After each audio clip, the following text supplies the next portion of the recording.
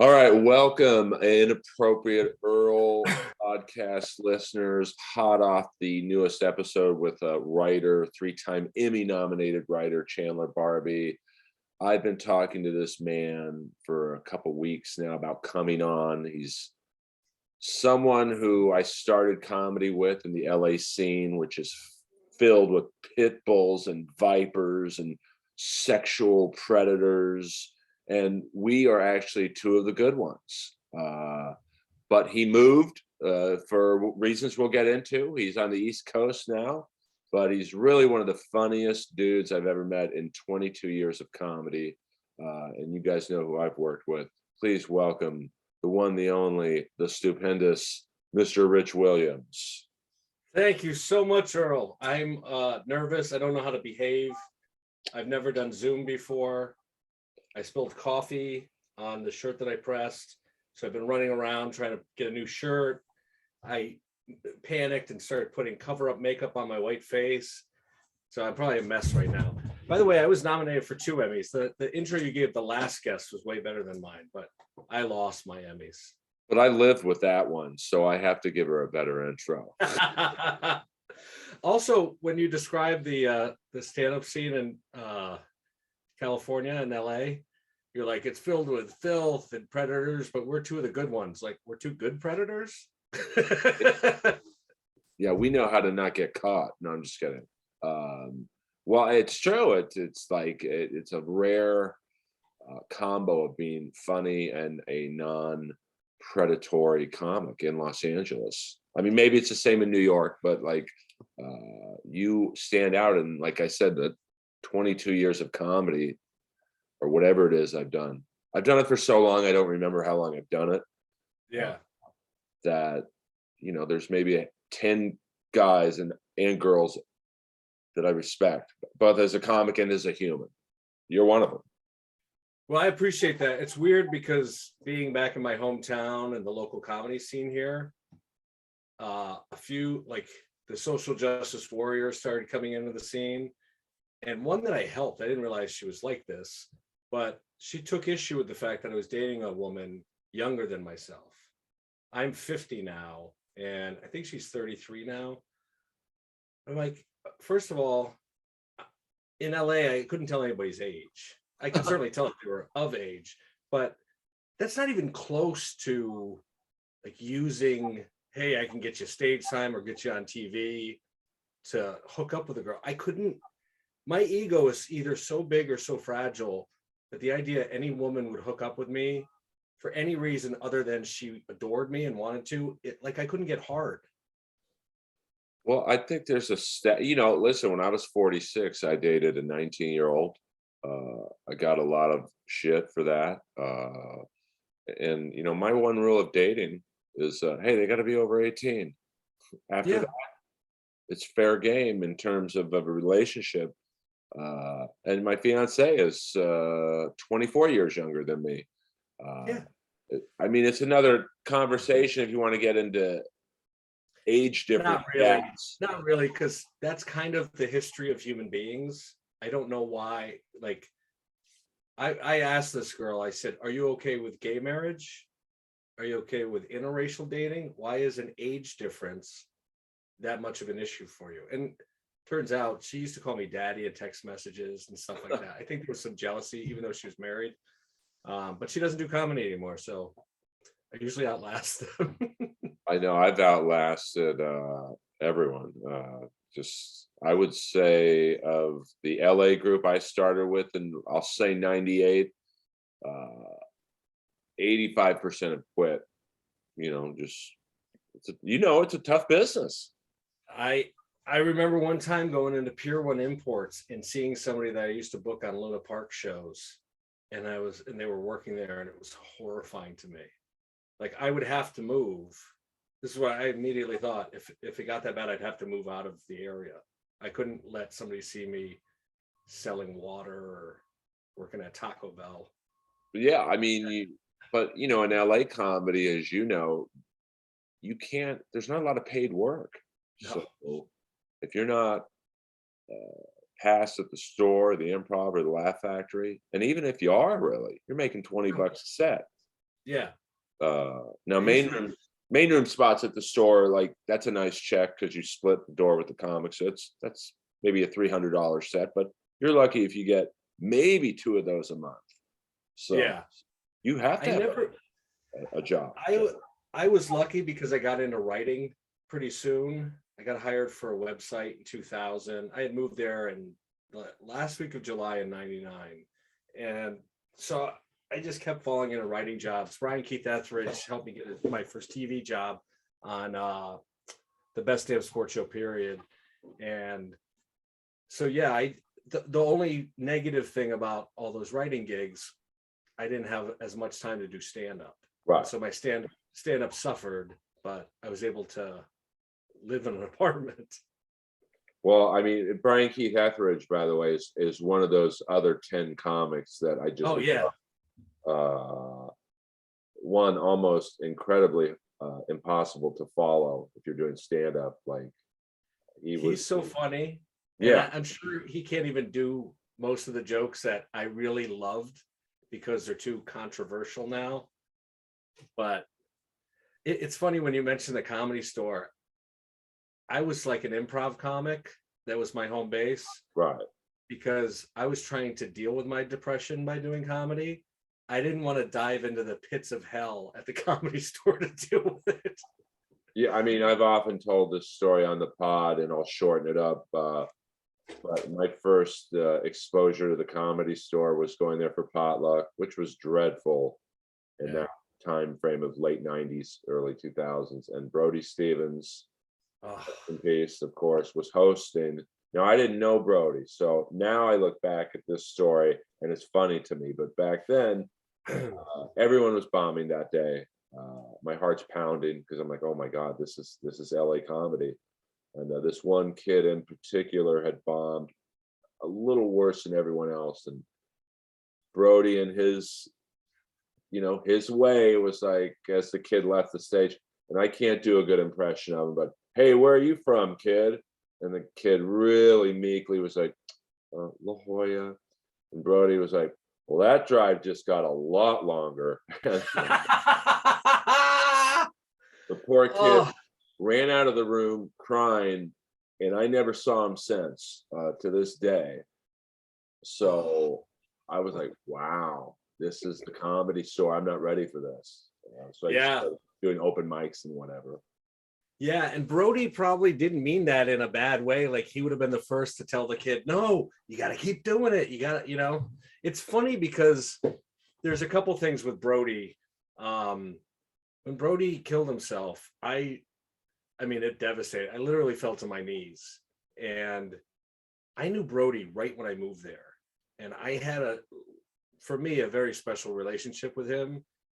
And then when all the outpouring of grief and sadness happened, it felt like a band that suddenly became popular. And I was trying to like prove that, no.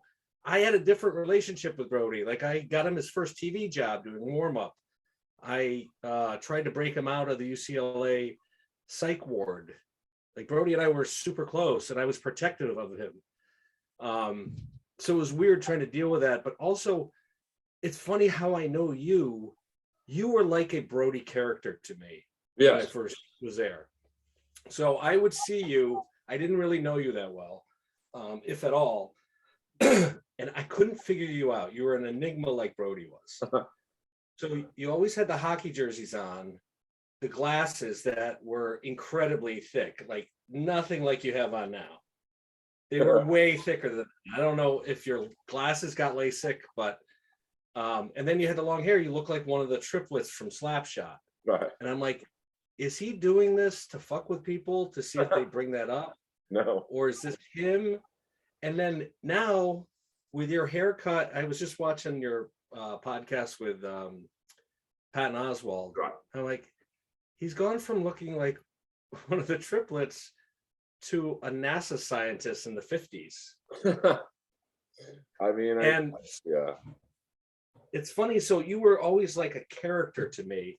And then I think when we first got to know each other better was when we both saw each other at the gay gym in Santa Monica or West Hollywood on Santa Monica Boulevard. Yeah, you can learn a lot about yourself in that gym. But I mean, it's funny. One quick story about that gym is I once saw two guys getting their ass eaten in the jacuzzi, no, in the steam room, and I know. I'm a very liberal guy. Like I would say most of my friends are gay, just because I live in West Hollywood. You know where I live, West Hollywood, and I did too. yeah, I mean, I kind of went up to the front desk, not to complain so much, but just go, hey man, just a heads up, some activity below deck. And the guy just looks at me and in a drier delivery than me was like, hey bro, you know what you were getting into when you signed up here? And I'm like, I really didn't. I didn't see ass eating on the contract. But I patterned myself after Brody. I didn't want to copy his style, but I was like, this guy is still to this day one of the maybe under 5 comics who could do well at the store, the Improv, the Laugh Factory, the Ice House, even go to Hermosa, which is a cleaner club. Like he kills everyone. Yeah. Whereas I do best at the store and I do okay at the other clubs. So yeah. Well, Brody, I think one of the things that really developed his style, because when I first saw him, I didn't like him. I thought he was similar to Todd Glass. Right. But then I would see him doing warm up for our show, Best Damn Sports Show. He would do like 2 hours of warm up in front of a live audience. But the live audience was the same live audience for like 5 days in a row because it was a 5-day-a-week, 2-hour show. And so he couldn't do regular jokes. Right. So he started just asking them what high school they went to, and he would throw out all these facts about it. And he was the best audience warm-up. He would get them hyped, and then he would break all the rules on the show and take pictures with athletes and stuff. But he was fearless. He did not care. No, I mean, and he never lost that. Like, I don't know if you ever met the guy. His name was Kevin, but his Jesus stage name, yeah, Sunset Jesus. And yeah, you know, they had a little memorial for him at the West Hollywood Dog Park, and Brody started speaking, and he was like, "Yeah, I didn't even know Kevin was gay," and his parents didn't know he was gay. And so there you see his parents at a memorial go, "Oh my God!" Like Brody basically outed Kevin to his parents post-death, but it was just that he didn't do it to be funny. He didn't do it for shtick, but it was just like the innocence of his naivete, I guess, of Kevin's. I guess he was in the closet. I mean, I don't know, but Brody outed him. It's funny that it's less controversial now. It's not, but to be dressed up as Jesus 24/7 roaming Sunset Boulevard than to admit you're gay. Well, he would go to Compton like that. Like, I remember once I was getting my car fixed in Compton because I had some aftermarket parts on it. Let's just say the Dodge dealership no longer wanted to service my vehicle because there was very few Dodge parts left. And I'm in Compton at like some Beverly Hills Auto Body on Florence and Normandy. Okay. Yeah. And I see Sunset Jesus and I pull over and say, "Hey, do you want to ride?" Because he's walking in sandals. He's like, "No, I got it, bro. I'll see you at the store tonight." And it's just like, just another store character. Yeah. I have a great Brody story. So he said, "Have you ever gone to one of those massage places in the Valley?" Oh, and I'm not going to do the impression. I can do it pretty good, but and I said, "Yeah, I've been to them before." He goes, "It's ridiculous. I go in and I forget exactly what it was." He went in and they gave him a massage, and then it was full service, but the girl had a bad attitude about it or something. And then when it came out, it was a dispute over the bill because he thought it was $60 flat. Right. But it was $60 just for the massage. You gotta tip them. Yeah, and the tip is like $100 or something like that. Depending on what So you get. yes, exactly. So he's arguing with the manager there at some Korean spa, and he said, "Well, I don't have that money on me. I have to go to the ATM." And he just left. I go, Brody, you had somebody's penis, you had your penis in somebody's mouth, and you just leave, you don't tip? He goes, chew and screw. Well, I mean, there are many unwritten rules about those types of establishments. Yeah. It's not like they're gonna come chase you, go, hey man, I just sucked your dick. I'm calling the cops. Yeah.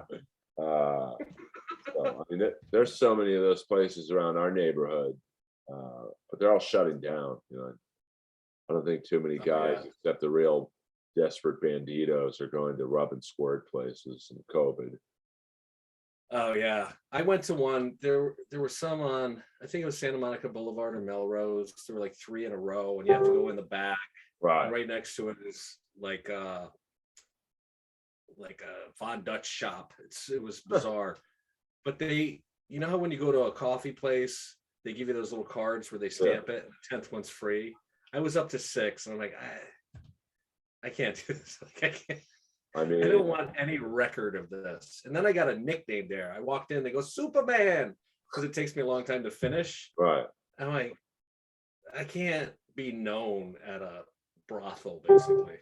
Well, they hate that. They want you to squirt in 30 seconds and get the next guy in there. So, Absolutely. I would say my all-time worst moment with massage parlors was there's 3 on Santa Monica and La Cienega. They got basically one on 3 of the 4 corners. And, I picked up some behavior patterns in these places. When they talk a lot, they're cops and they're trying to bust you. So I go to the first one and she's very, very chatty, and she's not really doing the fingernails on the balls move to see if you're ready. Because that's their thing. You're on your stomach and they lightly accidentally hit your balls and go, oh, I'm sorry. And then that's when it usually turn over. They see if you arch your back. Right, yes, or your legs all of a sudden start spreading like a ballerina, giving them a better access point. And so I got so paranoid, I thought, well, she's a cop. So I rush my pants on, I run out of the place. I go to the second place, which is like 50 feet to the left. Same thing, very chatty, not doing anything that would lead me to believe that this is a place where I'm going to get jacked off. So I put my pants on. I thought it's a sting operation. So I finally finished at the third one. I built up such a load in my dong. I'm like, I don't care if I get arrested. I'm not even doing a bit. Like I just, I know. When you're single, you don't have a girlfriend, and you just want to blow a load out. By the way, if my niece is listening, I'll delete this part out. I'm just thinking of the 3 people that are listening right now. I know. Thank God we're not doing. We're 2 of the good ones, ladies. We're 2 of the good men in the comedy scene. Well, I mean, this damage is self-inflicted to us. It's not like we're going to. I've never creeped on a girl in my life in comedy. It really. Yeah. Even before I started comedy, I throw it out there once. Hey, you want to hang out? They'd say no. It's okay, fine. Yeah, exactly. I had one take advantage of me once because I was drunk, and I don't know if I could have consented, but I don't really feel like it wasn't like, it's different when it's a guy, and I know people will have an issue with that, but I feel like it is different. If I'm erect and I'm semi-cognizant, like, I don't know if I would have done it if I was totally sober, but I don't think that like she's a rapist or anything. It's like, I mean, I would say I was groomed, oddly enough, by a young. No, it's going to sound crazy. You think, what, Earl? You were 46 at the time. I would say I was groomed by several younger female comics at that time because I was the newest paid regular at the store. Roast Battle had just started kind of taking off, and I was, arguably the funniest part of that, other than Brian Moses.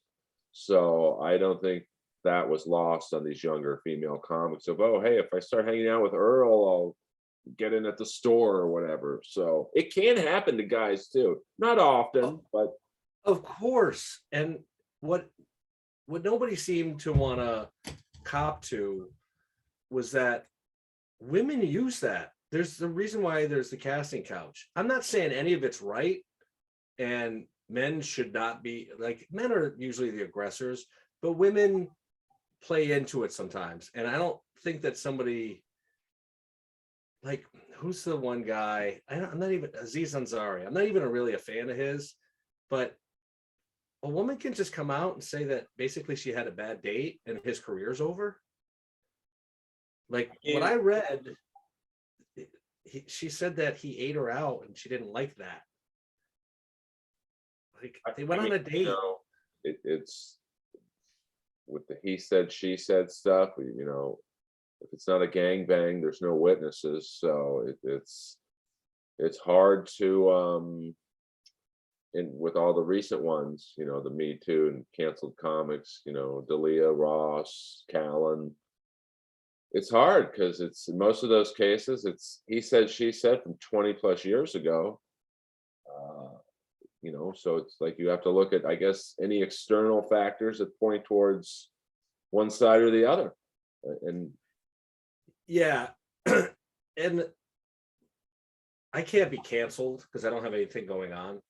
But I'm still very hesitant about how I talk about this because I know people misconstrue on purpose. sure.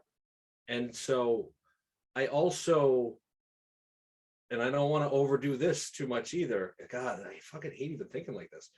When I was in college, I became student government president, and it was in Potsdam, New York, very snowy, icy. I started a late night drunk bus so that it would bring students to the bars and back to the two colleges in that town so that women wouldn't have to walk home alone.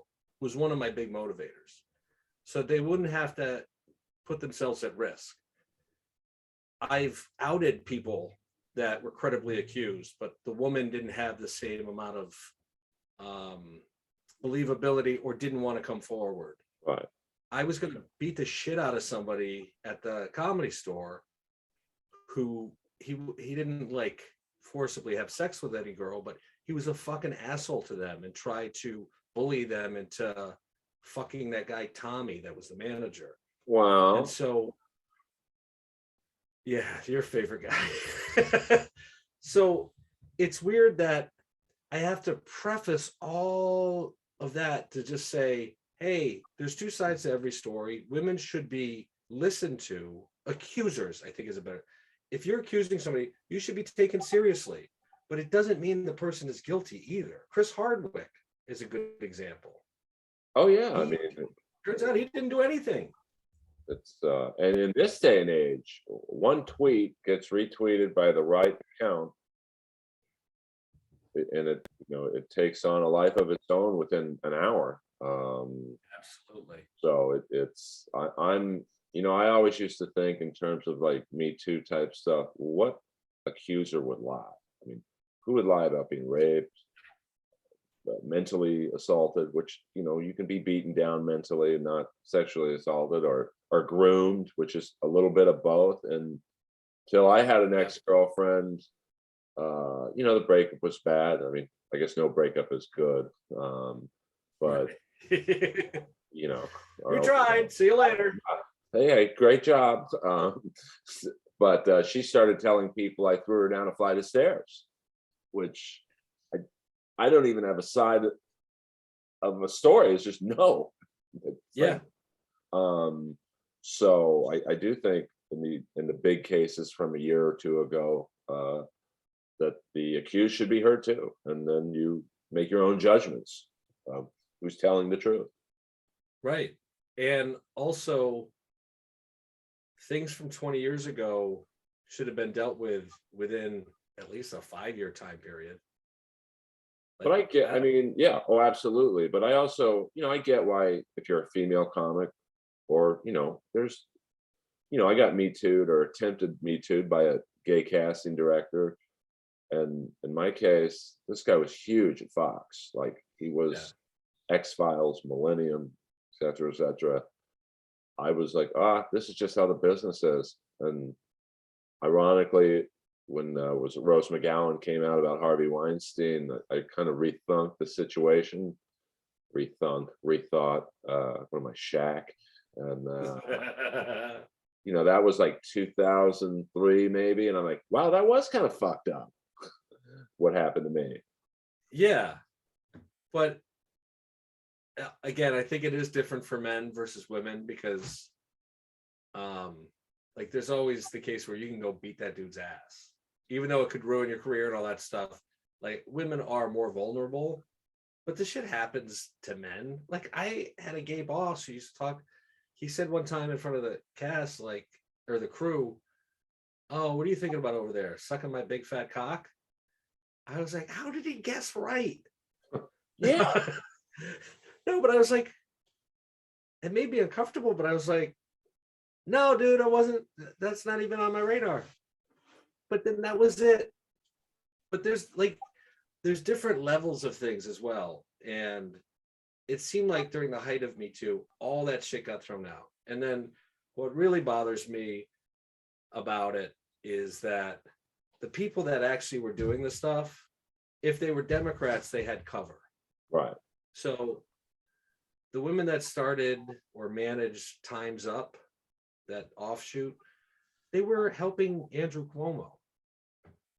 And so they all resigned because they got caught. So it's like, who's actually looking out for victims? I mean, very few people, like, sadly. It's just power. I mean, I remember when I kind of spoke out pretty loudly about some statutory rapists in the LA comedy scene. I had a network executive take me to lunch and literally said, "Earl, we appreciate what you're doing, but it's not your fight." And I'm like, I know it's not my fight, but the people's whose fight it is aren't capable at the moment. Like since I mean, I always, at least on the LA scene, I thought I was like Papa Bear because I've been doing it for 1,000 years and Right. I've never been creepy with women. So I think I get young female comics all the time asking me about, hey, is this booker legit? Is this happened to me, Earl? What do I do? So I was just blown away that a network executive would be like, hey, stop speaking out about sexual assault. Okay. Yeah. Stop speaking out about statutory rape. Which, like what? Which I mean, that bothers me the most. Just, I mean, rape is horrible in any condition, but like, to me, statutory rape is you're not only physically invading their body, but you're also mentally taking advantage of someone who's not capable at that time of going, oh, this is wrong. I shouldn't be having sex with this older comic or executive, whoever it is. It was a comic. Yeah, I'm kidding. no, I mean, it's just like I feel bad laughing, but it's so absurd that the self-defense of some of these people is, well, Earl, you dated a 19-year-old. Well, yeah. Well, your fiance is 24 years younger than you. Well, yeah, but both are legal. Like, yeah, as if they can't see. That's the whole thing. They're not arguing logically. They're just trying to shut you up. And so when things like that happen, somebody that we both know was credibly accused of having a secret sexual relationship and romantic relationship with a 15-year-old who maybe she didn't look 15, but that's irrelevant. Because they make money for these other people that are in power, they want it silenced. yeah, I mean, So it does make me say, yeah, we really do have to listen to victims. Like, women do get fucking shoved under the rug and have it brushed away. I understand why they don't come forward. oh yeah, I mean, I think a lot of it was like I said, in my case, I mean, the guy whipped out his balls and he's like, "Hey, Earl, I ran a marathon this weekend. My testicles are bruised." And, he brought me on. It's crazy. It sounds like I'm bit running on you, No. I know. but to show you how predatory this guy was, his whole angle of getting me into that office was he had seen me at an open mic in Beverly Hills, and I was horrible back then. I mean, I was brutal. Yeah. I remember one of the jokes I did in front of him was, "Hey, Liberace's biography, it's called How to Find Uranus." And it's just like awful. Probably a stolen joke, but I didn't know any better at the time. Why would you steal it? And because I was an idiot, dude. I had 2 minutes of material. And after this was at a bar in Beverly Hills called Indochine, which was like a ritzy restaurant. Yeah. And Michael Collier, who's a pretty famous black comic, he was in the Tony Robbins commercial, because he was just I know it is. So I said to him, "Hey man, how did I do?" And I was so naive back then. And he looked at me and goes, "Well, I've never booked a Skakel before." No feedback. That was it.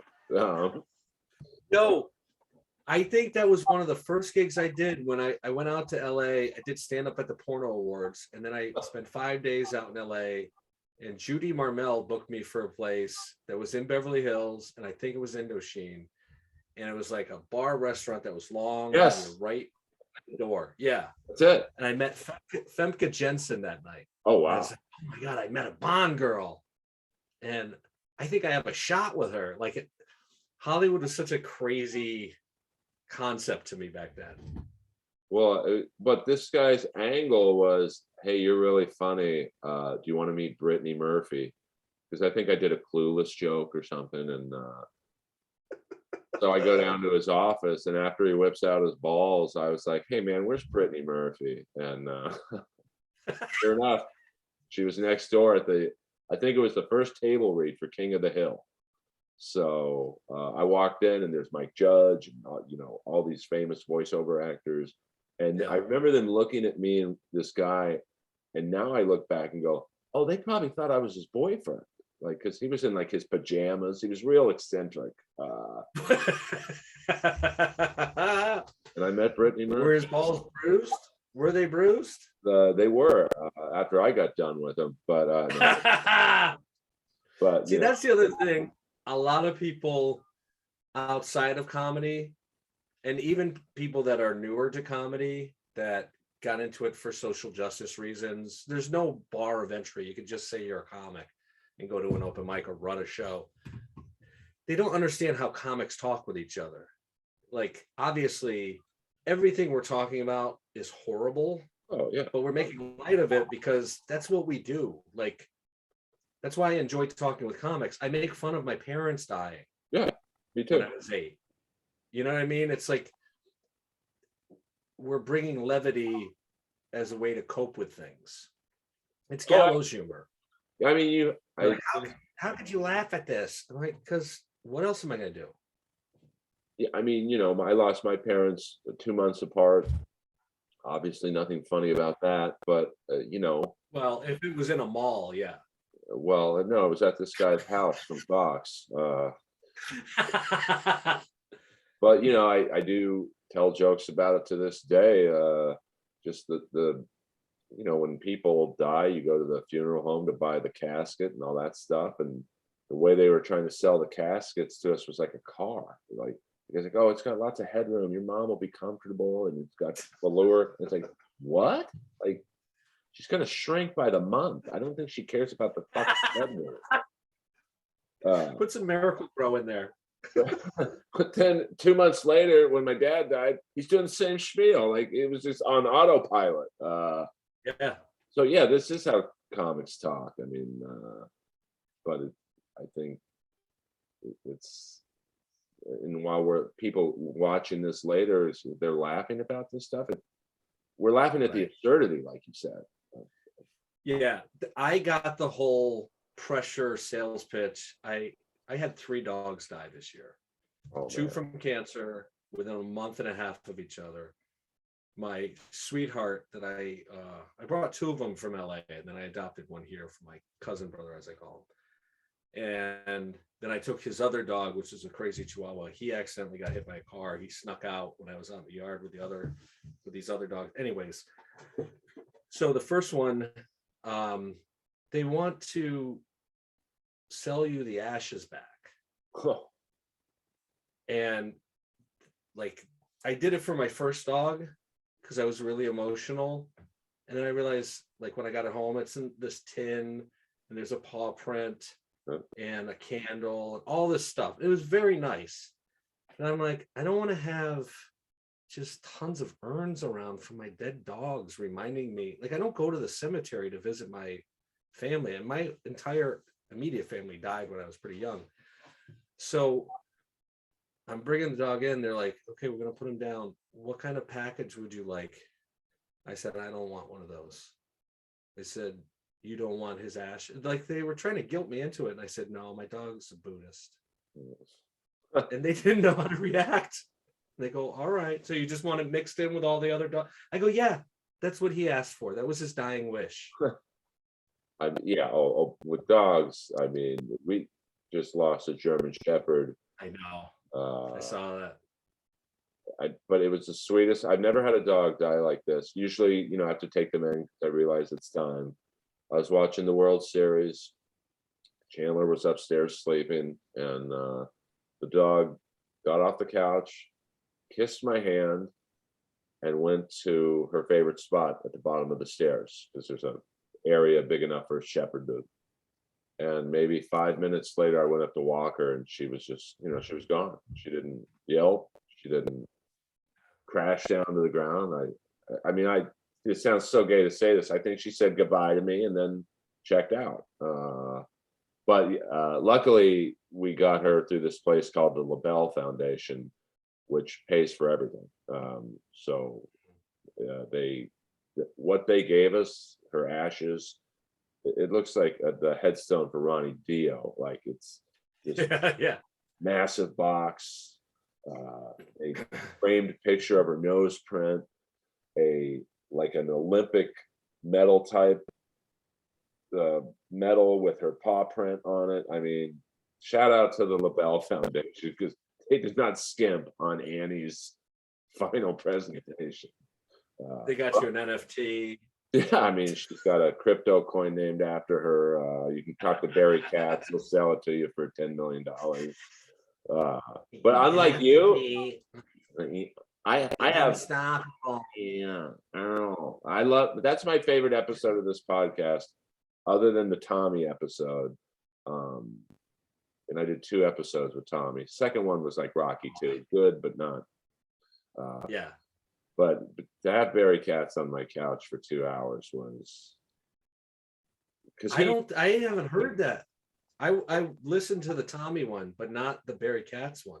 And I'm horrible at promoting my podcast, saying, hey, listen to this, listen to that.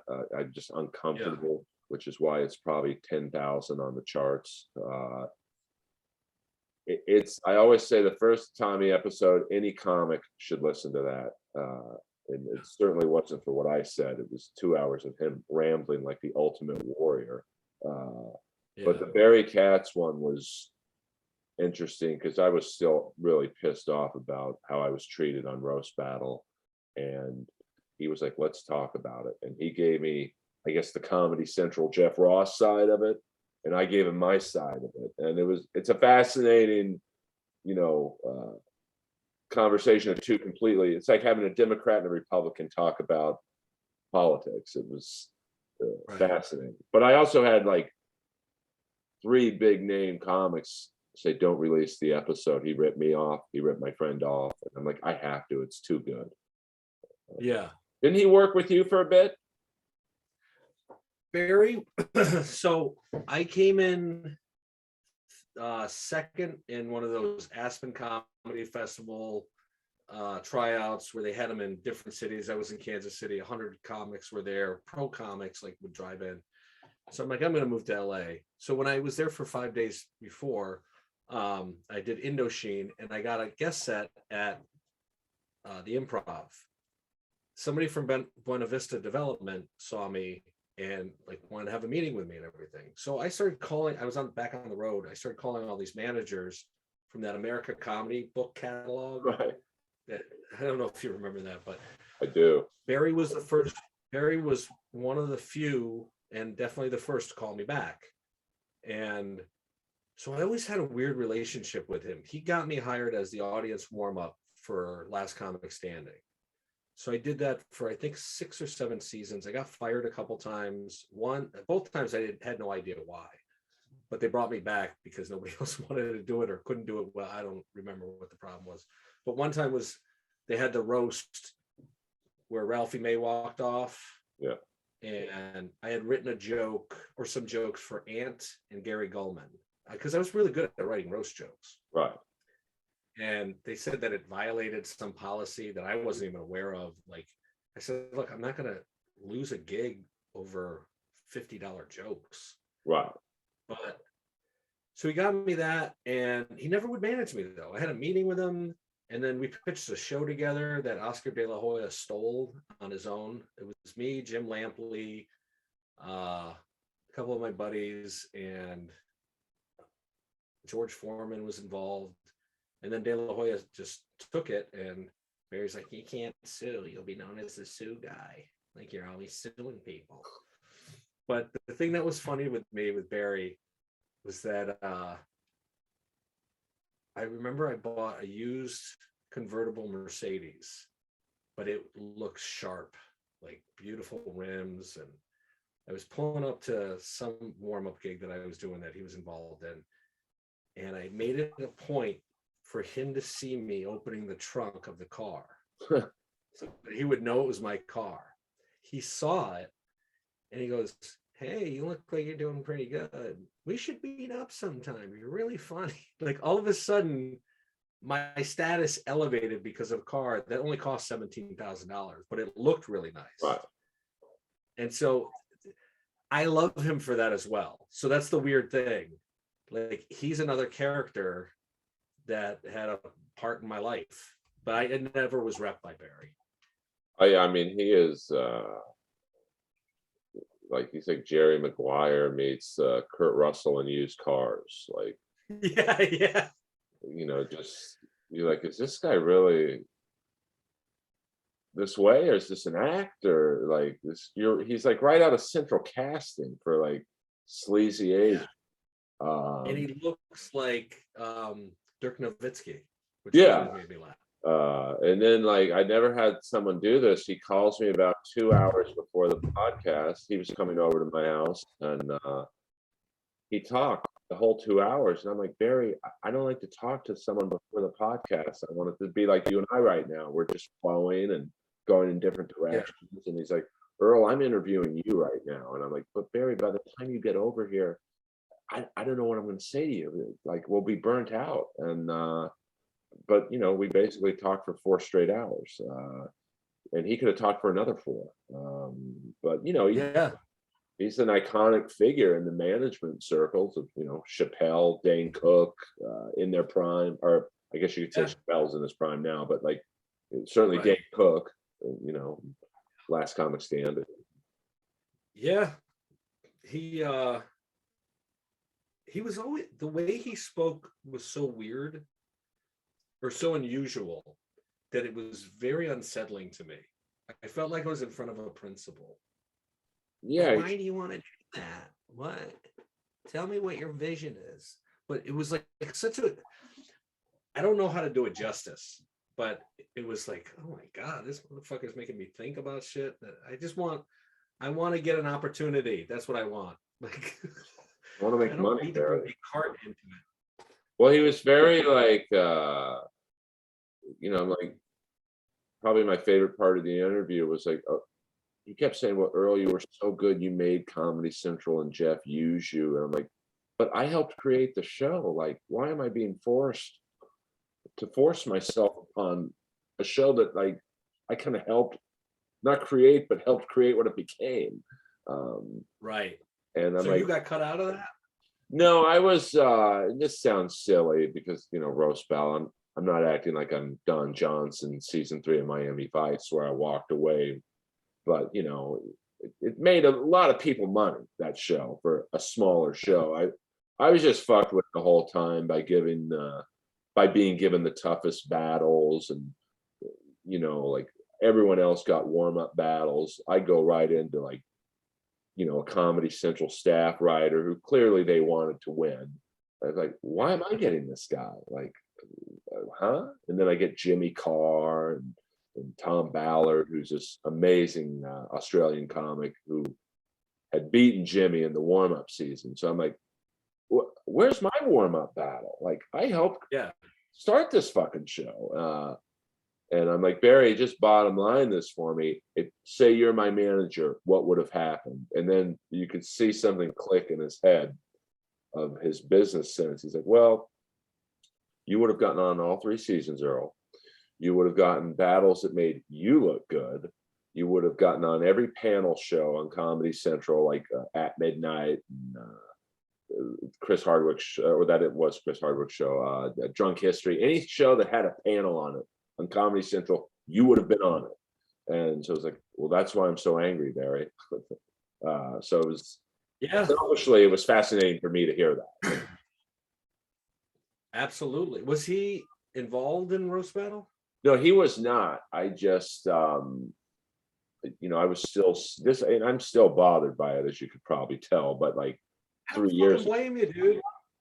Well, I think, and I'm sure you got fucked over on shows. I think only if you've been fucked over on a show do you get how I feel. 100%. Because I think here's a small example. Sure. Small example. So Chelsea lately, I know Chelsea from when I first moved there and she first moved there to LA. And I used to bust her balls. I used to give her jokes. And that happened with a lot of comics. I also helped a lot of comics. I gave people their first TV spots doing sketches on Best Damn Sports Show because I knew they needed to build their reel. Right. And I didn't want to use like big name people. They had enough shit. So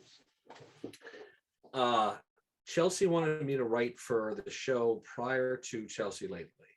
But she was trying to be a big shot. She's like, email me and this and that. I'm like, I'm not dealing with your assistant. Like, I'll see you at the Improv. I'm not like, you know who I am. You know what I do. You know I'm good. That's why you want me. And then she did it again with the email. I'm like, nah, I'm not interested. So Chelsea lately starts. I'm on the very first episode, straight out of the gate. And there's talks with me, hey, we might want to have you on as a regular. So I go there and they give you the topics ahead of time. And Rock of Love, was that the show with Bret Michaels? Yes. So that was one of the topics. And I was hyped up to like be outrageous. So the wrestler China was one of the guests. Right. And I was actually friends with her, or friendly, like we knew each other. I had put her in a sketch before.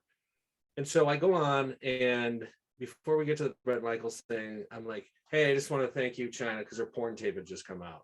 I'm like, from now on, I'm going to call you the China. And like little things like that. And so then we get to the Bret Michaels thing, and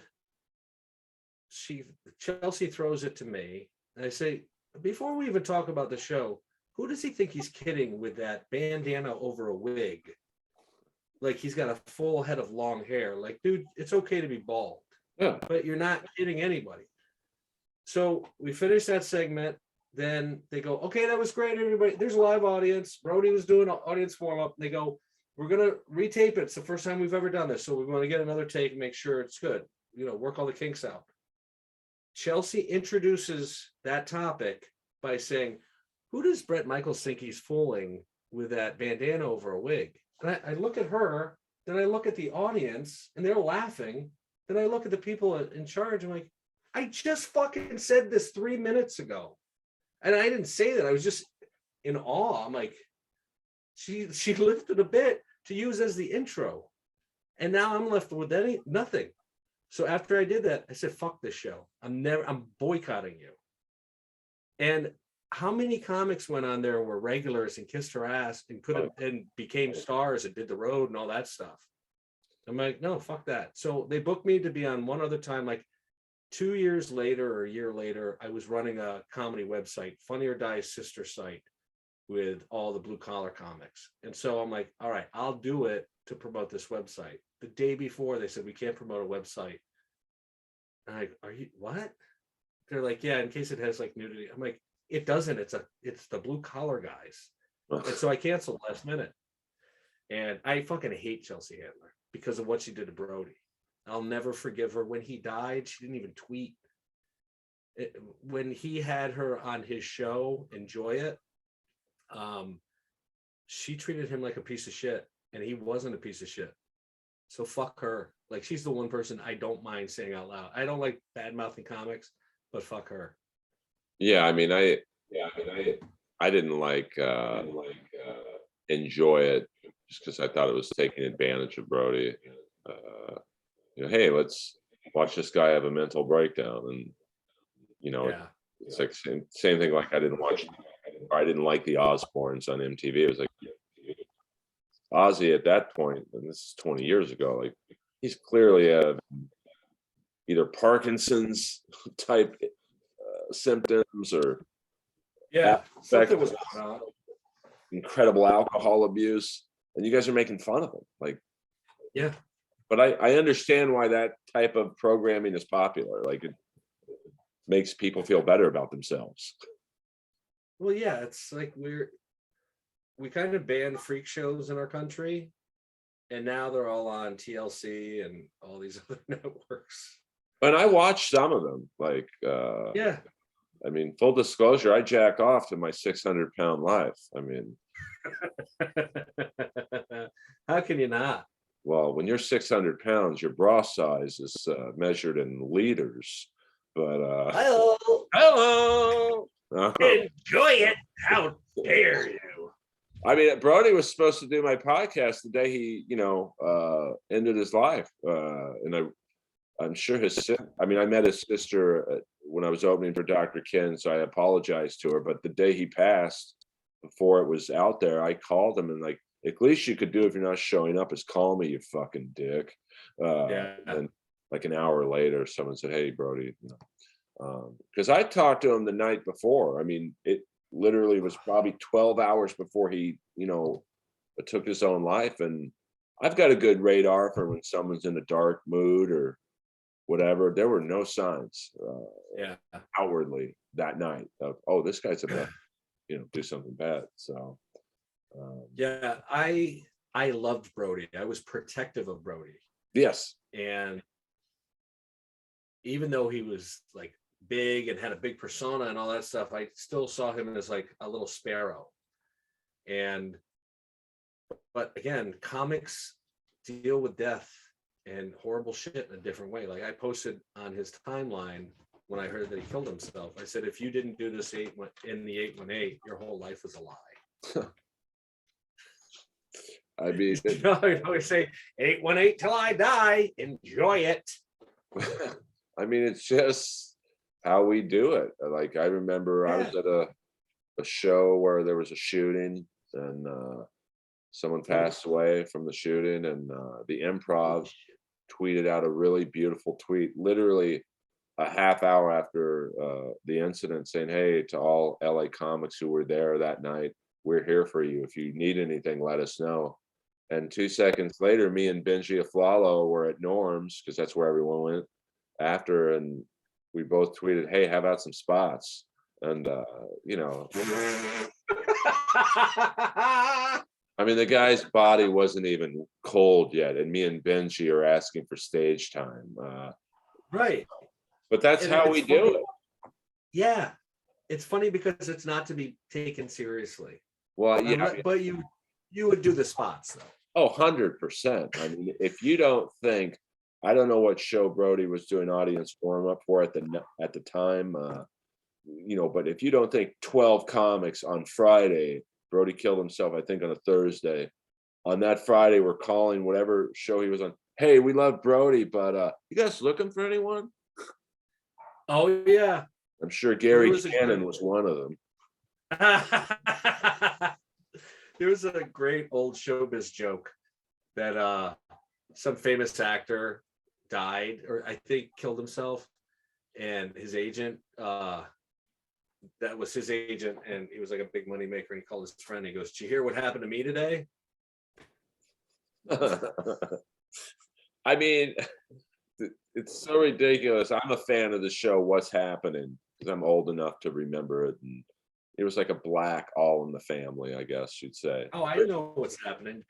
Yeah, I mean, it's I mean, I'm 53, so like but the writing on that, especially the first season, was so good, and I felt so bad for Rerun, who was basically a black Ralphie May. Every yeah, episode, there was at least 4 jokes about him being a fat slob, and he had to yeah. deliver. He used to host an open mic at the Canoga Bowl, ran by Dante from Golden Artist Entertainment, who also repped Ron Jeremy for years. Okay. And Rerun died.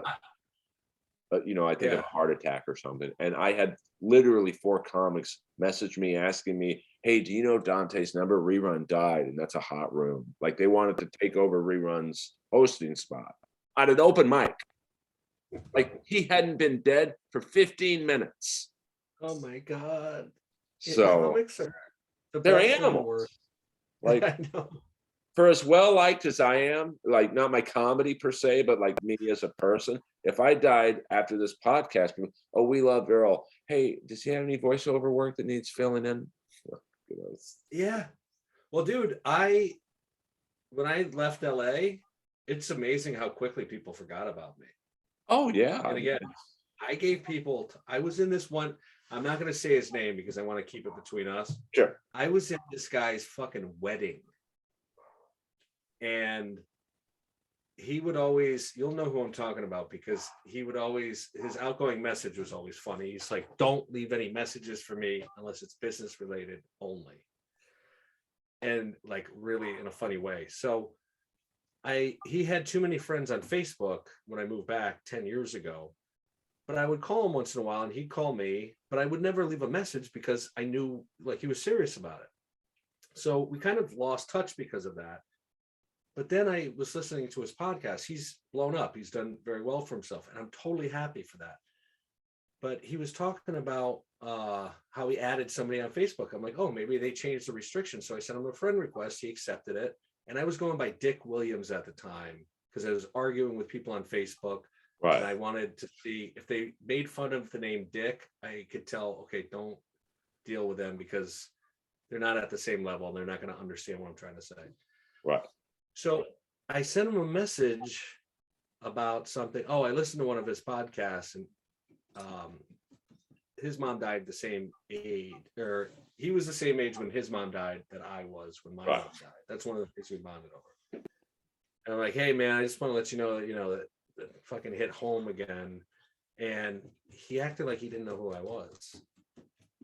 And so I let a couple of days go by, but it bothered me. And so I messaged him again. I'm like, "Hey, how things going?" And he blew me off again. And so the only thing I could think of was he saw my name was Dick Williams instead of Rich Williams. And I said, "Look, I don't know if you're mad at me. And if you are, like, give me a chance to deal with it. Like, explain whatever you're mad at me about. And maybe you don't know that it's me.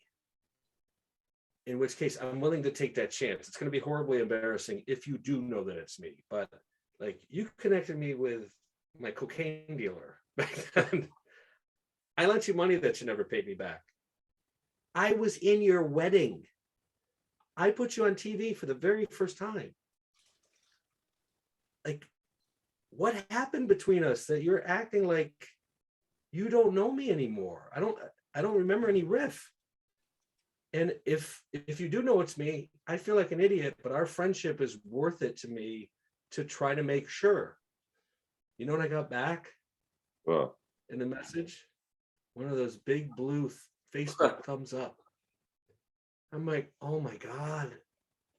And this is right after Brody died. Right. I was just like, what the fuck?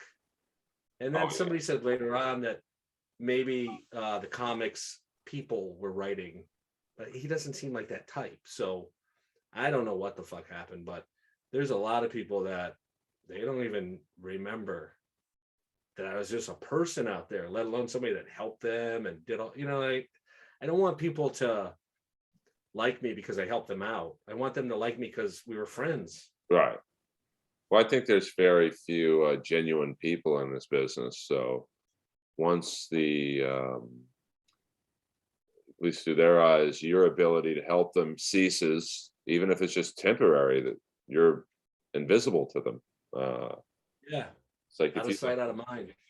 yeah, I mean, if you look at Adam, the booker from or the old booker from the Comedy Store, we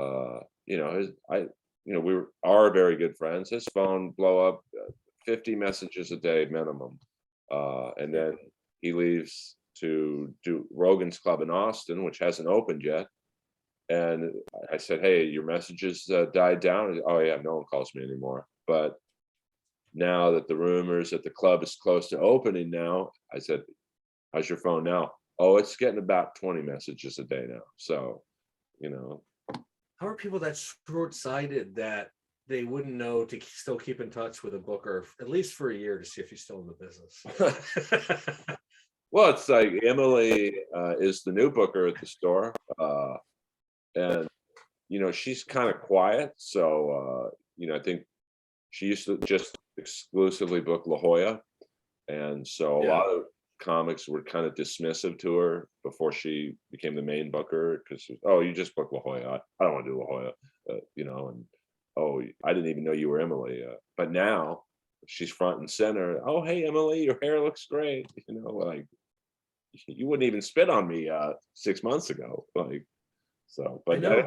that's the business, Yeah, it's just that's the shame about it though. Like what I really miss about LA is going to the Improv or even the store and Right. just hanging out with the comics. And they had something called Improvise where they'd like you'd say hi to somebody and they'd say, "Oh, hey, how you doing?" "Oh yeah, that's good," because they'd be looking for someone more important than you to speak to. I remember this female comic came in and I'm like, "Hey, how you doing?" She's like, I'm great. Did you see I'm in Variety today?" I was like, "Hold on. I don't care about that stuff. I'm asking you how you're doing." As like, I don't know. I'm not good at promotion either. I feel weird doing that. Like you I were hate saying it. with your podcast. I've never had a website for my stand-up. I can't, it feels weird promoting myself. I mean, I'm naive, even 22 years in. I just want to be funny and have people see me at the store or Yeah. wherever, the cartoon, and go, "Oh, this guy's funny. Let me follow him." But it doesn't work like What cartoon are you? I'm on a all black cartoon on Adult Swim called The Jellies, and Oh my yeah, title. yeah, yeah, yeah. I mean, it's not canceled. It's just that the creator, his name is Tyler, the creator. He's so successful at what he does that I don't think it's coming back. But he's the type of guy that just 3 or 4 years later would do another season just because he can. Um, Right. but I certainly, when I started working in voiceovers, which is harder than stand up in terms of making it, which Yeah. I never thought I would say anything is harder than LA stand up, but voiceovers is just because fewer people do it. There's like 4 people that have a lock on it. Yeah, Billy West and there's like 3 others. My buddy John DeCrosta, who's a comic, he's done quite a bit of voiceover work. there's Same thing. it's like because my voice is so deep and baritone, I'm literally going up against James Earl Jones, like Darth Vader. Even I'm like, yeah, the voice. but even I'm like, yeah, he should get this. It's Darth Vader. Yeah. But when I started doing the cartoon, I got people calling me out of the blue. "Oh, hey Earl, great to see you. Hey, do they have any need for a high pitched voice in the jelly?" I'm like, "I'm sure they do, but you ain't gonna find out." Because I'm a very loyal person. So like Right. you have always been good to me, like for 20 years or however long we've known each other. So I would try and help Yeah, you. I tried to help so many people and I was successful helping people. And I didn't want anything in return except not to be treated like they don't know me afterwards. You know what I Oh, mean? yeah. Like that's all like because I know how hard it is to try to make it in this business. Brutal. And so if you can help a fellow comic, that's how I got most of my gigs. Fellow comics recommending me for TV writing jobs. But yeah, one of my big regrets, and this is going to sound weird or pandering or gay, but I wish I hung out with you more. But because you're actually like a fucking great guy, it's it's so weird to make friends when you're older. Well, I think you're like in Guy. my case, I'm smarter. Like I can't get any dumber, but like so I'm more like little things mean a lot more to me now than they did 15 years ago, or like when I did that roast with you. I think it was it the Sam Tripoli roast or Adam Richmond roast? I think it was Adam Richmond. And you know, Because like I was back, like, yeah, I was appalled that they were roasting somebody that nobody really knew of outside of these bringer shows. yeah, and comedy Like club that was waitresses. a yeah, you know. Hello. Uh, It but gets cold outside. but back then I just thought, oh, this guy's nice. You know, I never thought, oh, I'd like to be friends with him, maybe talk shop with him. But now I'm like, oh yeah, I would like to call him up, do a podcast, or just we talk on Facebook. I don't know, friend type stuff, I guess, Right. because that's more important to me now than being friends with 50 people who aren't really my friends. Yeah, dude. I miss LA a lot. And I'll tell you why I moved away, but um like the local scene, there's one comic, his name's Quentin Davis. There's another guy, Jim Felter, but Jim is in and out of it.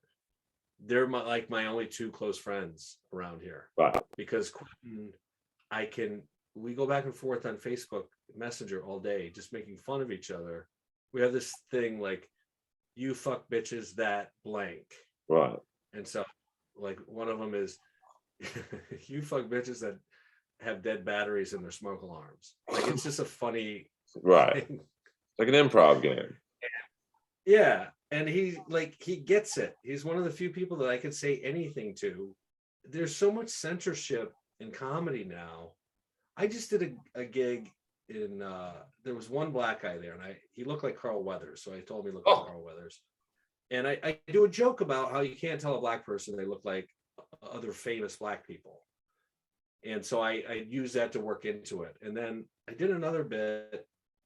I used to do all black shows all the time, or all Latino shows. When I first moved to LA, I went to an open mic at a place called Smokin' Johnny's, and the MC was like a power hungry dude. And this fat Latino comic went up and started ripping on the room and all this stuff and ripping on the host. And the host banned him. He went up and he said, "You're permanently banned from here." And I was so outraged. It was like my second day in LA. So I went up and I'm like, yo, that's fucked up. He's a comic. He should be able to say whatever he wants. Ban me too. So he banned me. And that comic and his buddy, they're like, come to Pink's with us. You're a cool guy. It was Felipe Esparza and Gabriel Iglesias. Gabriel was the one who got banned. Oh, wow. So it was me, those two guys, and Cat Williams, who used to go by Cat in the Hat. Cat booked me for the Hollywood Casino. I was the only white person in the fucking building. And Felipe would book me for the $50 spots just outside of LA. It was all Latino. There was a stabbing while I was on stage once. And I love doing those shows because I make fun of everybody. Right. Black people have a sense of humor. They're not our pets or our children that we have to look after. Same with Latinos, all of that. Like, and it comes from a place of love. I grew up in the hood, and half of my friends were black, and they used to make fun of me. And I'm like, oh shit, I have to learn how to do this because this is like how you fit in. Right. So it was like ball busting. But I did that show in Glens Falls, and one of the bits that I do is, hey, you white devils, I got some bad news for you. If somebody calls you a racist now, you're a racist. There's nothing you could say to get out of it. So just accept it, even if you're not a racist. Because there used to be one thing white people would say, I can't be a racist. I have a lot of And then the audience says black friends. I go, yeah, see, you all know what it is, but if you try to say that shit now, a black person will pop up out of nowhere and go, oh yeah, I bet you voted for Obama too. The fuck out of here. I go, they've taken that from us. So now basically I see no benefit to having black friends. There were people there that supposedly took that seriously. And they were like, that guy was racist. I'm like, are you fucking out of your mind? That like, the funny thing is that anybody would think to have black friends just as a cover. And now that it's not a cover, okay, well, I don't want these friends anymore. Like, it's just so fucking crazy to me. And so the tag to the joke is, I have white friends who sell weed, and they took it literally. And I'm like, I can't do just white shows anymore. It's bad. I mean, it's because we grew up with like All in the Family, Yeah. What's Happening was a pretty edgy show early on.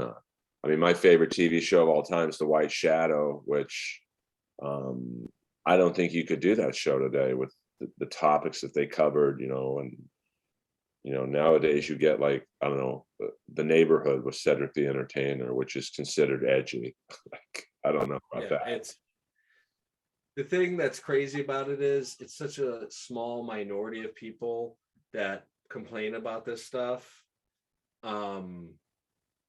People from my generation, you may have felt like this at one time. I wanted to be black when I was in high school. Oh, I did. Predominantly black high school. Yeah. I had hammer pants. I was in a breakdancing contest. Like, it's just so crazy to me that we have people that have made everything about race, everything about sex and gender and all of this other stuff. And it ruins it for everybody else because they'll boycott, they'll get somebody canceled. When living my life, I live in Schenectady, New York, my hometown, everybody gets along for the most part. People don't give a fuck about that stuff. But they do when you can tweet about it. Well, I think there's no consequence online. You can say whatever you want, and you can send out a tweet that's pretty nasty and be in your underwear and just whereas back when I was a starting comic and even before that, when I would just go to comedy shows, the consequence was you had to say it to someone's face. Right. So if you had a joke with the N-word in it, you couldn't just tweet it out or whatever. You had to say that word and deal with the consequences. Right. And that's something, and I might be hypocritical for it, but I never use that word in a joke because that one seemed like it was a bit too far. And also there's consequences to, like, the way it was handled back in the day. If you were white saying that, they'd beat your ass. That's it. They wouldn't try to ruin your career. You'd get a fucking lumping. Right. They mollywop you.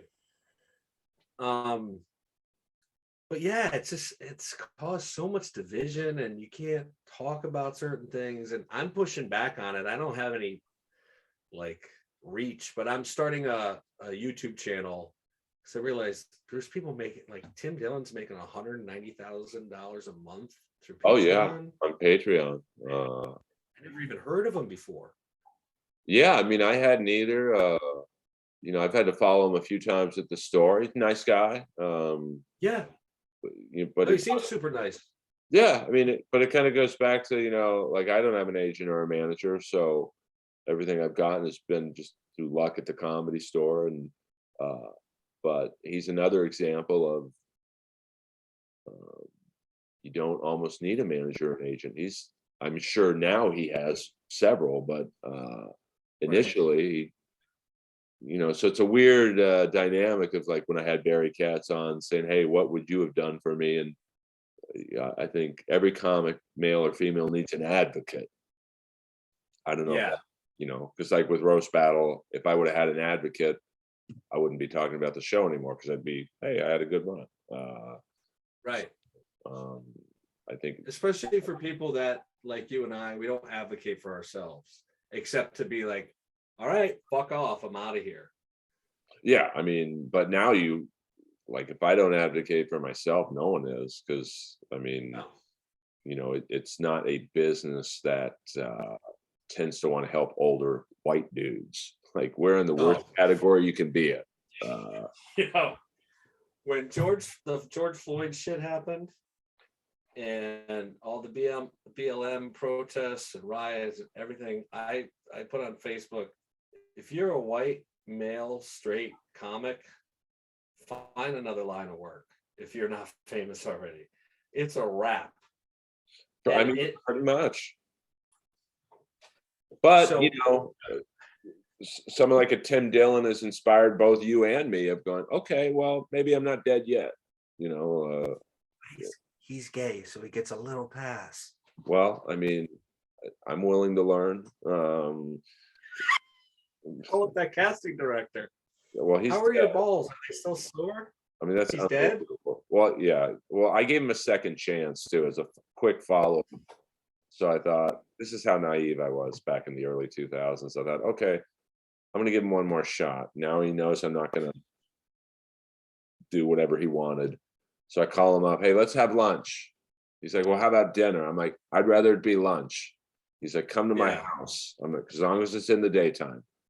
So I go over to his house, and he's giving me a rap. Oh, you're great, funny, great stage presence. And I, out of the corner of my eye, see this beautiful honey wagon trailer in his driveway. I'm like, wow, who gave you that, man? And he's like, oh, Duchovny gave it to me for X-Files. I'm like, can I go check it out? And he's like, yeah. And I'm like, but you got to stay here.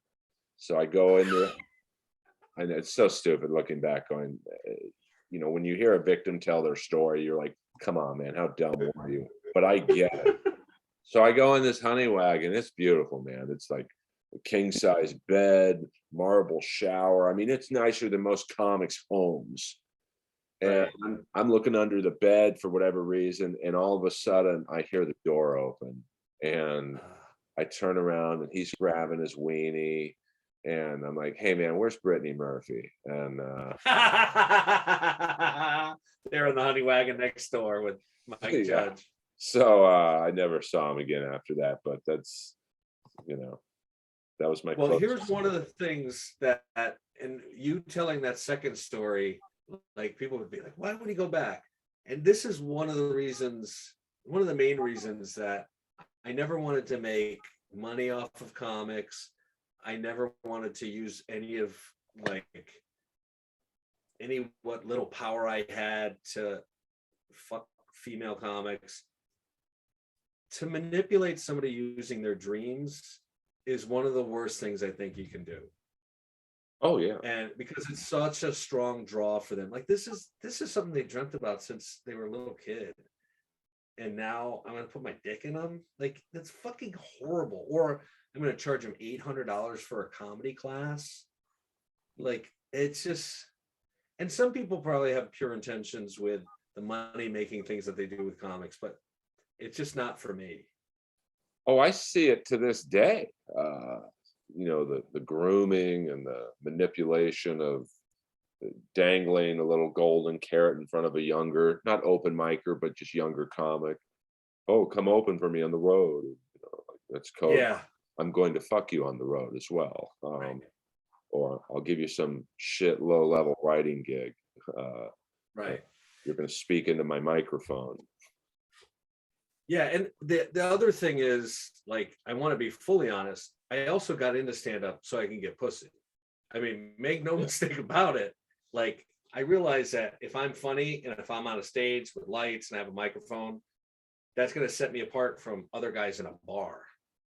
So I definitely did think, I mean, most decisions that straight guys make are to get women. Like, the kind of car you buy, how you dress, the career you get, all of that type of stuff, whether consciously or subconsciously, there's a drive to procreate. But I don't like the idea of the power dynamic. I think that gets blown, like when they were saying James Franco,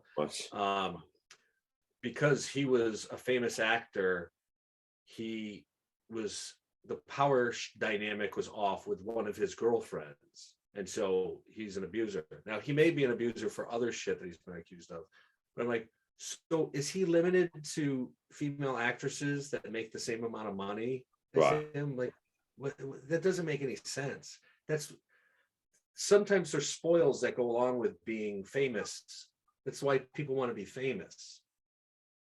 Like James Franco probably not pulling as much ass as when he became James Franco the actor.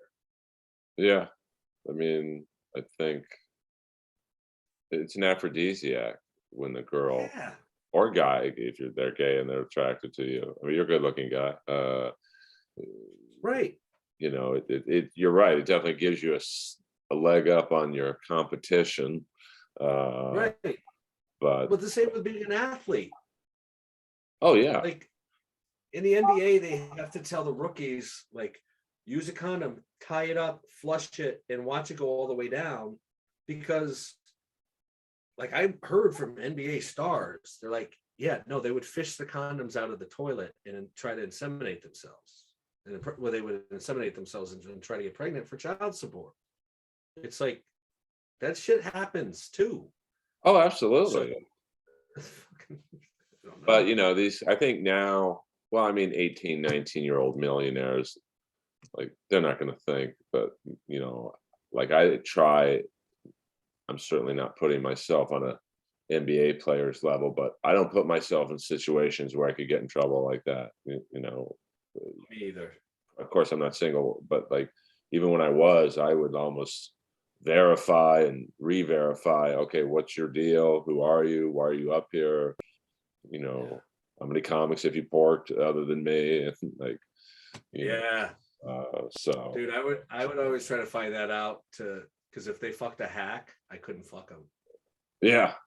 Or I'd have to Like, see their set to see if they were funny. So, oh yeah. There's but, nothing like trying to promote your girlfriend who's horrible at stand up. I mean, I let a few slip through the cracks, but we won't Yeah. talk about that. But I mean, listen, Actually, we didn't even get into politics, man. There's going to be a part 2 to this. okay, good. I want to show you just one thing Please. again about all the sex stuff is that I was raised, we're the same age basically. Right. I came up in a time that no means no, to the point of if you're mid-stroke, you stop and pull out if Absolutely. you hear enough. That's my rule. Like, so there's never any confusion with me. It's like, you don't want to do it, I'm not even going to try to talk you into it. And a lot of times women want to not feel like they're a whore for having sex on the first date or something like that. So I'll say, no, I'm still going to respect you, but I don't do coercion, like none of that stuff. Because again, I want them to want to have sex with me. Yeah. I mean, well, I mean, I'm It's not certainly, capture the flag. yeah, well, in LA comedy it is. But you know, I'm not powerful enough to have stroke over most people. So I'm pretty sure most girls I sleep with actually like me, but you know, I don't think I could offer my fiance anything in Hollywood that she can't get on her own. So Yeah. but yeah, I mean, I was raised just, my parents were very strange with their teachings, but they were amazing. Treat women great, make them happy. Yeah. They'll always come back. My mom was talking sexually, and I won't say they all. No, my mom was a strange person. Like there was no birds and bees conversation with me. It was like, Earl, make a girl happy, they'll always come back. Now I won't say they all came back, but trust me, definitely a few repeaters in my life. Hello. But then you know, she also said, Earl, and this goes to social ethics, be nice to everyone because there's always someone with a bigger dick in the room. She told me that at 13. So like literally I would stare into guys' crotches to go, oh, should I be nice to this guy? I know, out of control. A pretty bizarre way to measure somebody, but she was from Cartersville, Georgia, so you know. Yeah, it's one of those country sayings. But, so what I'm going to do, first of all, ask me why I left LA. why? Yeah, I mean, because you did kind of just pick up and leave. Which not many people do. I mean, I've seen it with a few people go to Austin. They just said, I'm going to follow Rogan. Fuck it. Why did you leave LA? The last gig I was working on, I was writing for Eliza Schlesinger, and I was roommates with April Macy. Why would I leave? That'll do. That was a part of it, but no, I got a weird balance disorder.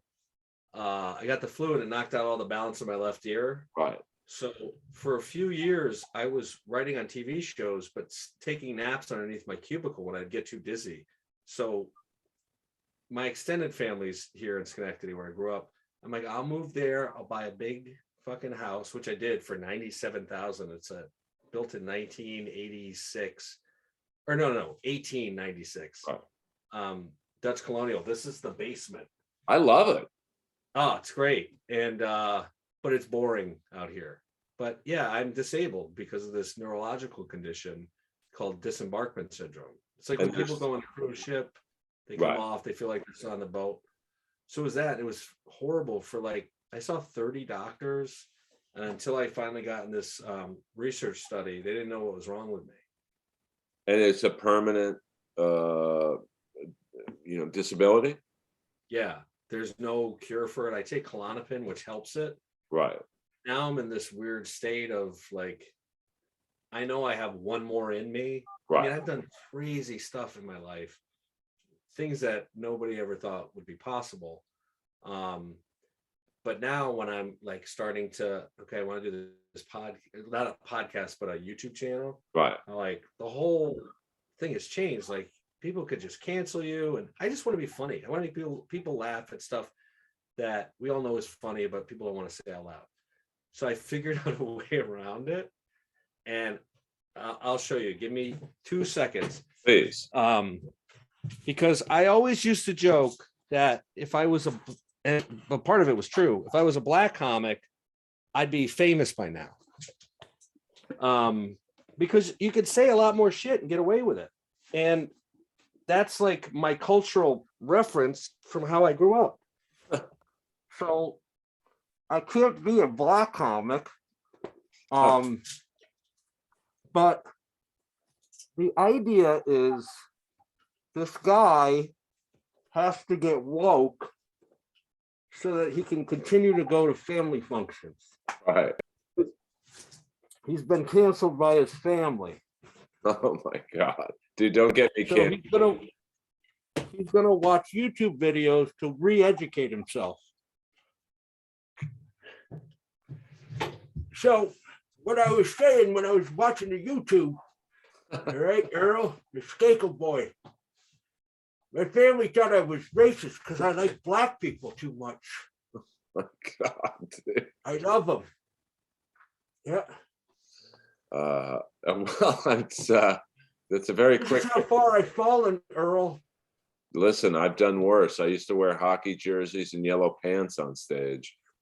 You're a good one. Well, you are too, Williams. I support Black Lives Matter, the organization, not the message. Well, I do too, especially during my fantasy football draft. Hello. So yeah, dude, I've been going crazy. I'm trying to get this thing off now. I've been going crazy trying to figure out like how to break the algorithm. I have a fucking cat mask. I'm like, I'm gonna do a cat reacting to cat videos. I'm like, I should just be myself, but I mean, the algorithms on like Instagram and YouTube and TikTok, especially, they change so much. But yeah, I think a lot is just the consistency. That's why I don't have a great YouTube presence. I'll maybe put out 4 videos a year, and I'm embarrassed. That's my output. Like my fiance has, I think, 300,000 followers on TikTok, but she's so prolific when she's in between like writing jobs or whatever. She has 600 fully edited videos in her draft folder, so she can just release. She's her proficiency and they're all edited with music cuts that like are picture perfect to the music. Me, I'll see something funny on TV and I'll just screen grab the TV, and the audio is horrible. And so I think with YouTube, it's the same of the quality of the video and the consistency, and you somehow you get in. Like when I watch an 80s metal video one time, the next time I log on to YouTube, there's like 50 suggestions to listen to Rat, Twisted Sister, just because I watched that one video. So you got to hope to get into that right column. So Yeah. someone listens to Tim Dillon's show and then somehow your show gets listed, like similar show, it's Yeah. all part of the new way of how the internet can help a comic, I guess. Yeah. It's wonderful and it's bad at the same time that somebody could just take it away. Yeah, I mean, it's look at I had several friends of mine who were Vine and Periscope stars. I mean, they were getting like $10,000 if you wanted them in one of your Vine or Periscope videos. You had to pay them $10,000, and then TikTok came out, and those Vine and Periscope people were wasted. Like, so there's something that's gonna be some 18-year-old kid with acne in Steubenville, Ohio, is coming up with the new TikTok, whatever it's gonna be, So It's Revenge of the Nerds. yeah, it really is. I mean, even They Instagram Reels is kind of biting a little bit into TikTok's action. Not they're paying TikTokers to come over. Yeah, and so it's. I think the key is trying to stay ahead of the curve by 1 month. So Yeah. like Tim Dillon's on Patreon, but right, I guarantee you in under a year, maybe 2 years, there'll be something that will be more lucrative than Patreon for Tim Dillon. Hopefully, you and me to be on, and Yeah. it's just keeping up with the technology. It's like, look at my first cell phone, looked like a fucking typewriter. Yeah. Now it's a smartphone that I could watch porn on. It's So, crazy. I can only imagine in the social media realm what 5 years from now, what Instagram will be like, or whatever replaces Instagram. So No whites. yeah, well, I mean, that's the way I like it, Earl. I mean, the whole building's black. How am I supposed to concentrate? Now there's rumors at the Comedy Store. There's rumors, and I feel I can let this rumor out that the 50-year anniversary is coming up, and I've heard from several people that Tommy may come back for one night only and work the cover booth. I don't know if that's true or not, but he was a controversial figure in the world, in history of the Comedy Store. Well, that's the thing. Like, I didn't like him because I had bad experiences with him, and then I heard other stuff. But one of the things that used to be great about America is redemption. Like, somebody overcomes their past. We used to love that in this country. Now it's like, no, you have to go away to Mars or to an island. You're done forever. That's like, I agree. I mean, shit, people basically have forgiven OJ for killing two people. I think in Tommy's case, it would be tough just because he pissed off, as you know, literally hundreds of comics, big names and small. I mean, I was there the night he told Rob Schneider to come during potluck. Now, whether you like Rob Schneider or not, the guy's a star on several fronts: TV, movies, stand up. He put his name on the marquee. It's a sold out room. So it took a long time for Adam to convince Rob to come back, and hey, it's run differently. And then there's comics like, I won't say, I mean, you're higher above on the food chain than I am, but like comics like me who he jerked around, comics like you jerked around, so it would be an incredible redemption story if he came back even for just one night. Especially given his accounting methods at the end of the night were interesting to say the least. Yeah, see, I don't remember all the different stuff he was involved in. Let's I just just say remember that him. the receipts didn't match the audience numbers in the room, but let's just say that. Isn't he a trust fund guy?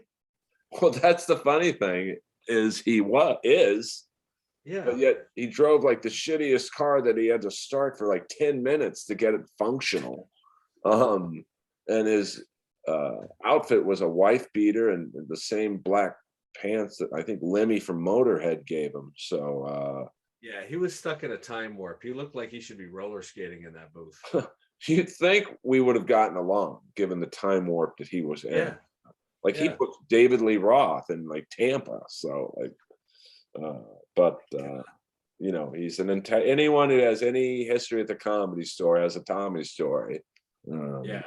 And some of these stories sound like you're recording a rap record, if you know what I'm saying. Yeah.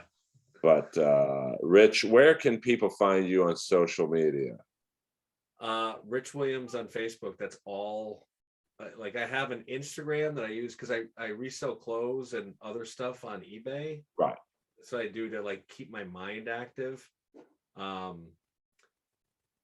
yeah, just Rich Williams on Facebook, and I have Ennis Cantor as my cover photo. Ennis Cantor Freedom, and I think I have like a mustache and a small beard in my profile. I'll probably change it. Like I never jump from Facebook. I know it's for old people now, I guess, but yeah, I'll be on YouTube eventually. Well, let me know, and I'll get the fans to know what the YouTube channel is, and get you some views. And we'll definitely have a part 2 where we talk politics. Oh, I'd love to. Absolutely. And here's the best thing that happened about me as far as comedy since moving home. I was in a relationship that ended poorly, and comedy like saved me. It brought me out of a funk. I just started going to open mics, the few that they had at the time around here, and it was like 2014, 2015. And I would literally just go up and say whatever I thought of on the drive over there. And it became so freeing. That's why, like, with this YouTube channel, whatever it winds up becoming, I don't care if it's successful. Of course, I want it to be successful, but I just want to make stuff again. Yeah.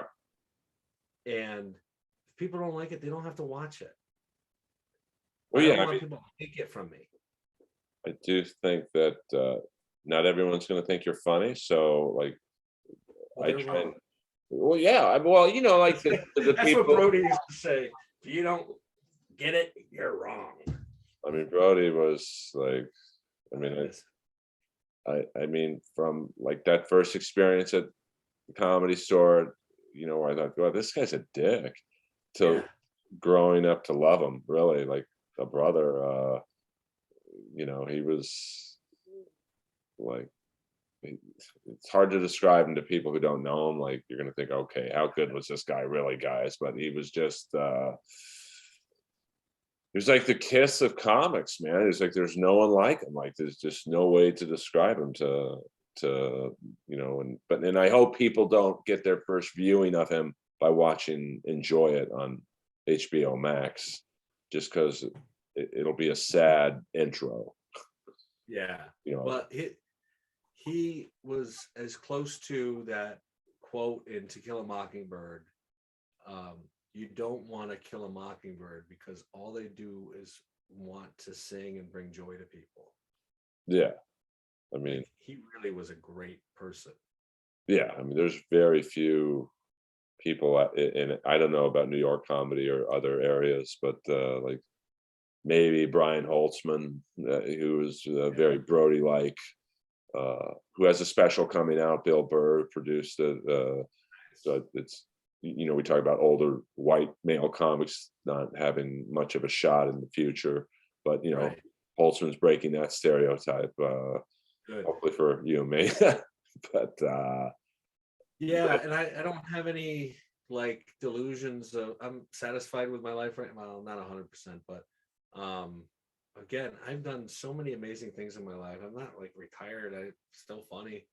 But I just want to do shit because I enjoy it. There's no pressure anymore. Right. Well, part 2, I'll do it next week if you'd like. I'm down. I'm totally down. All right, next Thursday, part 2 with me and Rich. We'll break down politics because me and Rich had a nice discussion on Messenger about mainly California politics, but it probably could have been nationwide given what we were talking about. So next week we're going to turn the Inappropriate Earl podcast into like a hipper version of Crossfire with Pat Buchanan and Tucker Carlson in his bow tie days. But Rich, we'll talk next week. This has been Inappropriate Earl on Apple Podcasts and SoundCloud. Rich Williams is one of the good people in this business. So I know he's not on social media a lot, but go to his Facebook page. Trust me, he'll add you. And I can't speak highly enough of him to my fans. And you guys know I don't vouch for very many people. Especially white guys my age, because it's a tough business. I can't have you guys jumping my ship to go to Rich's. But exactly. Rich, we'll talk. I love you, Earl.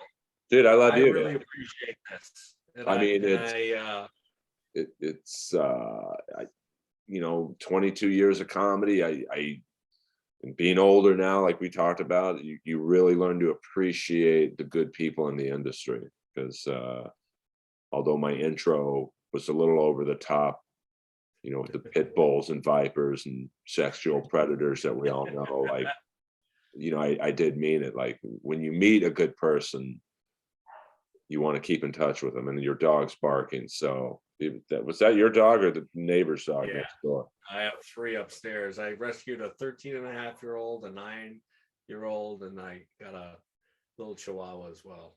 Dogs are the best. I mean, I don't want to be like Bob Barker, but don't buy from pet stores. Spay and neuter your pets. Bob Barker was out of control on that show. They should have spayed him, dude. Jesus Christ. Yeah. He would have fit in LA comedy. Like this. Oh my God, yeah. I'm surprised he didn't run what's that place on 3rd and Vine? What's that bar that did the bar show? 3rd and Vine. 3 of Clubs. I think Bob Barker. Oh yeah. He ran 3 of Clubs on the DL. I'll give you 2 extra minutes if you touch these bruised nuts. Just meet my friend TK and Mark Franco in the back. We can get into that. I was TK's roommate for 6 years. Oh, Joey Diaz told me a great story. We'll save it for next week, but I had no idea. And I know, the podcast should end when we're bringing up TK stories, but actually, I'll save the story for next week. Joey Diaz told me a great Comedy Store TK joke, but this will be out, guys, within a few hours. Rich Williams, follow him on Facebook. I'm sure there's tons of Rich Williams on Facebook. Do you pop up in the feed or up top? I think so. Okay. We're mutual friends on Facebook, so. Well, what's the picture again? So when people Facebook Rich Williams. Yeah, but this is going to be up for like decades, so now I can't change it. I'll show you. It's a picture of me. Hold on. This is what it looks like. Okay. Can you see that? Right. Yeah. Okay, Jesus, you look like a UFC 1 contestant. Yeah, I'm old school, man. I love it. So go to New York Dreamboat. And I talk about a lot of stuff. You're either at your house or Michael Vick's warm-up bullpen. Take care of those dogs. We'll talk next Thursday. We're going to talk politics, TK stories, and maybe we'll out a few comics in the closet just to shake it up a bit. Oh, love that. Rich, I'll see you later, brother. Love you, man. Bye-bye. Love you.